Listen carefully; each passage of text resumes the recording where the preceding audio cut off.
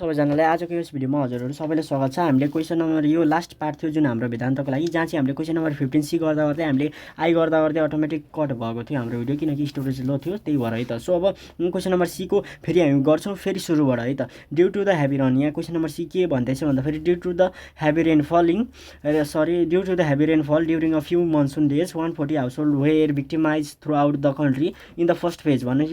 भनेको पहिलो फेजमा चाहिँ Nepal government has decided to provide the support of either food, shelter or both to a few victimized households. 80 households got food support, 70 got shelter and 50 households got the support of food and shelter both. The government has managed the budget for rupees 10,000 for household for food.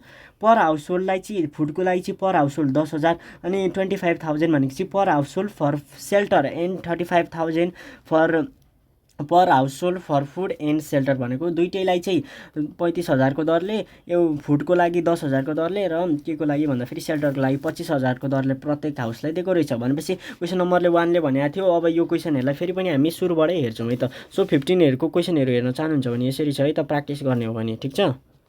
So अब हामीले question number 15 को सीमा हेरौँ है। Let N u be the total number of household victimize भन्नु खोजेको। एन्युलाई चाहिँ हामीले टोटल नम्बर भनेको कतिवटा हाउस होल्ड भिक्टिमाइज भयो यो मनसुनको कारणले, त्यो भनेको एन्यु हो। अनि एनएफ एन्ड एनएस यो एफ हो।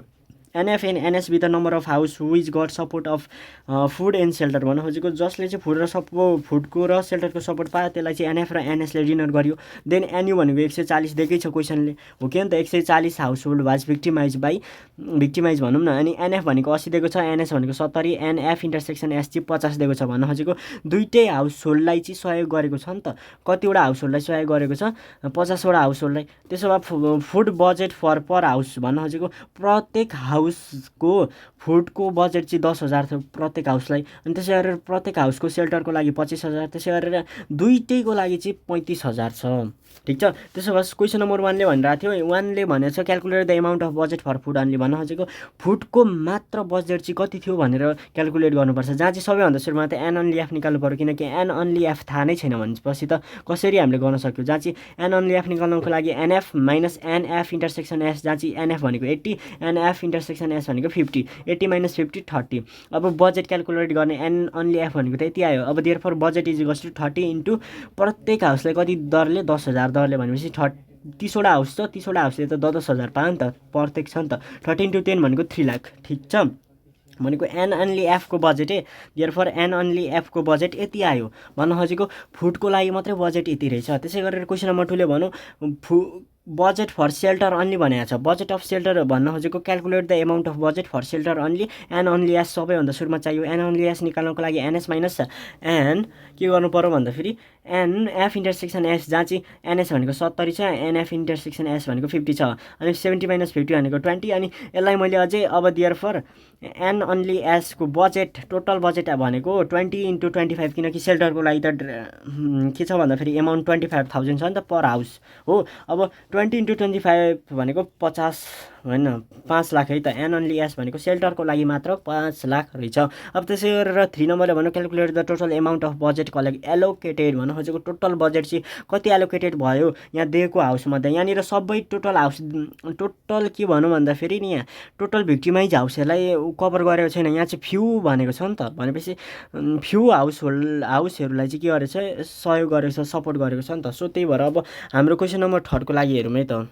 अब यहाँ हेरौँ क्वेसन नम्बर 3 को लागि मैले यहाँनिर हियर एन अन्ली एफको बजेट भनेको 3 लाख आएको छ बजेट हो। अनि एन अन्ली एस भनेको सेल्टरलाई मात्रै टोटल खर्च कति लाग्यो त भन्दाखेरि 5 लाख लाग्यो नि त। बजेट भनेको 5 लाख आयो नि त। त्यसो भए देन एनएफ इन्टरसेक्सन एस भनेको दुइटै हाउसलाई सहयोग गर्ने अथवा दुइटै हाउसले सहयोग पाउने, दुइटै फुडमा पनि सेल्टरमा पनि सहयोग पाउने हाउस होल्डको नम्बर कति छ?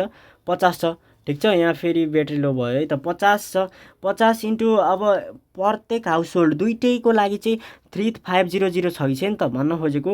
यहाँ मैले यहाँनिर चाहिँ के गरिदिएको छ भन्दाखेरि नि यहाँ हेरौँ दुइटैलाई सहयोग गर्ने भनौँ न, फुड र सेल्टरलाई नै सहयोग गर्नेको लागि चाहिँ पर हाउस होल्डको एमाउन्ट चाहिँ 35,000 छ, जहाँ चाहिँ नम्बर अफ हाउस होल्डहरू चाहिँ 50वटा इन्क्लुडेड छ। 50 इन्टु 35,000 भनेको 17,50,000 आउँछ, 17,50,000 आउँछ है त। सो यहाँनिर चार्ज सकियो छ है, त्यही भएर यहाँ लाइट अफ भयो है त। सो अब फाइन। अब त्यसो भए नाउ अब थर्ड क्वेसनले सोधेको त टोटल बजेट हो, हामीले यो निकाल भनेको त होइन, हामीले यो निकालिहाल्यौँ। अब टोटल बजेट भनेको त एन अन्ली एफ भन्न खोजेको फुडमा मात्र कति खर्च भयो प्लस सेल्टरमा कति बजेट छ, यसको बजेट प्लस यसको बजेट प्लस यसको बजेट हो कि नि त। यो भन्न खोजेको चाहिँ एन एफ युनियन एस निकाल भन्न खोजेको। यसको लागि चाहिँ बजेटमा निकाल्नु पऱ्यो, जहाँ चाहिँ बजेटमा निकाल्नको लागि त यसको भनेको एमाउन्ट यति छ, यसको एनएसको 5 लाख 3 लाख अनि 17 लाख 50,000, जहाँ चाहिँ टोटल जोड्दाखेरि 25,50,000 आउँछ। ठिक छ, 25,50,000 आयो।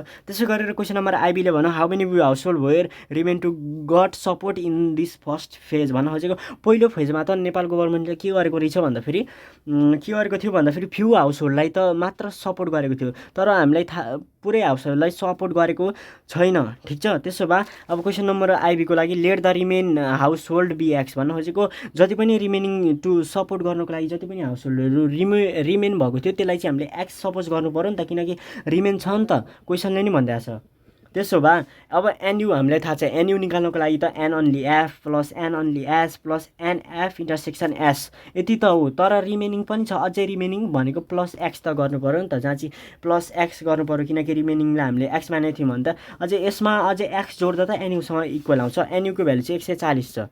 ठिक छ, 140, एनएफ भनेको 30 छ, एन अन्ली एफ यसको बजेट होइन। अब यसको एन अन्ली एफ भनेको फुडलाई मात्र सहयोग गर्ने, फुडको मात्र हाउस होल्डहरू भन्न खोजेको फुडको मात्र सपोर्ट पाउने हाउस होल्डहरू चाहिँ टोटल 30 वटा छ नि त, जहाँ चाहिँ फुडको लागि पाउने चाहिँ एनएफ भनेको 80 थियो, 80 माइनस 50 गर्दाखेरि 30 आएको हो कि होइन त, हो 30। अनि एन अन्ली एस भनेको चाहिँ के हो त, NS minus N F intersection S, जहाँ चाहिँ एनएस भनेको 70 थियो, 70 अनि यो इन्टरसेक्सन भनेको 50 थियो, 70 माइनस 50 भनेको 20 आएको हो कि नि त। अनि 50 यो इन्टरसेक्सन त 50 छ अनि एक्स त एक्स नै हो, 140 एज इट इज। अनि यति टोटल जोड्दा 100 प्लस एक्स हुने पऱ्यो। अब एक्सको भ्यालु निकालिँदैछ, यसलाई यता लगाउने 140 minus 100 is just x, therefore x भनेको 40 आयो भनेपछि 40 वटा हाउस चाहिँ के रहेछ, रिमेनिङ रहेछ। So that's all for today's video. सो आजको लागि यो लास्ट पार्ट थियो। सो यो हाम्रो मोबाइलको चार्जले गर्दा पनि यो रेकर्डिङ गर्दाखेरि यहाँ के देखेको होला, सो यो कुराहरूलाई माइन्ड नगर्ने। So that's all for today's video.